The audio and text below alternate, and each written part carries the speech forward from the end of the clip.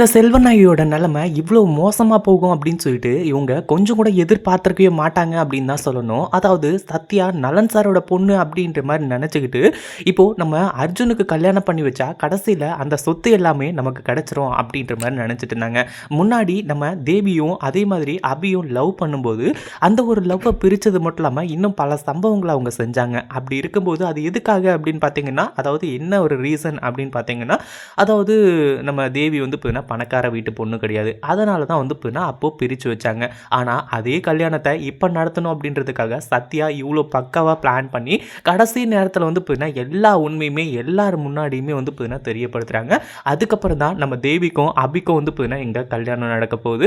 என் கண்ணை அதாவது என் கையை வச்சு என் விரலை வச்சு வந்து என் கண்ணையும் நீ குத்துறியா, நான் கண்டிப்பாக என்ன பண்ண போகிறேன்னு மட்டும் பாரு அப்படின்னு சொல்லிட்டு இந்த செல்வநாயகி பயங்கரமான கோவத்தோடு இருக்காங்க. இந்த செல்வநாயகியை பற்றி நல்லாவே தெரிஞ்சிருந்து தான் இவ்வளோ பெரிய கேமை நம்ம சத்யா ஆடினாங்க அப்படின்றதுல எந்த ஒரு சந்தேகமும் கிடையாது.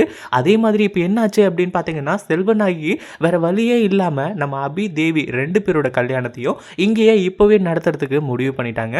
ஆனால் நம்ம சத்யாவோட கல்யாணம் நடக்க போகிறது கிடையாது. ஏன்னா அர்ஜுன் மனசு மாறிட்டாரு. அதாவது நீ இவ்வளோ கேவலமாக நடந்துக்குவேன்னு நான் எதிர்பார்க்கவே இல்லை அப்படி இப்படின்ற மாதிரி சொல்லி கடைசியில் வந்து காதல் தான் கிடைச்சதா உனக்கு உன் அக்காவோட வாழ்க்கையை காப்பாற்றுறதுக்காக அப்படின்ற மாதிரி வந்து சொல்லி அர்ஜுன் வந்து காரி துப்பாத ஒரு குறை. இப்போது இந்த கல்யாணம் வந்து வேணாம் அப்படின்ற மாதிரி முடிவு பண்ணி எழுந்துடுறாரு. அதே மாதிரி இங்கே என்னாச்சு அப்படின்னு பார்த்தீங்கன்னா, இந்த அதாவது செல்வநாயகி இருந்துட்டு என் புள்ளன்னா இப்படி தான் இருப்பான், அது மட்டும் இல்லாமல் என்னையே வந்து நீ ஏமாத்திட்டல, அடுத்தடுத்து நடக்க போகிற நாடகத்தை மட்டும் பாரு, உன் அக்காவை நான் சித்திரவதை பண்ண போகிறேன் அப்படி இப்படின்றமோ வந்து சொல்லி செல்வநாயகி இப்போ பயங்கரமான கோவத்தில் இருந்துகிட்ருக்கா. இந்த வீடியோ பிடிச்சிருந்தா லைக் பண்ணுங்கள், ஷேர் பண்ணுங்கள். இப்போ தான் நம்ம சேனலுக்கு ஃபர்ஸ்ட் டைம் வரீங்க அப்படின்னா சப்ஸ்கிரைப் பண்ணிக்கோங்க.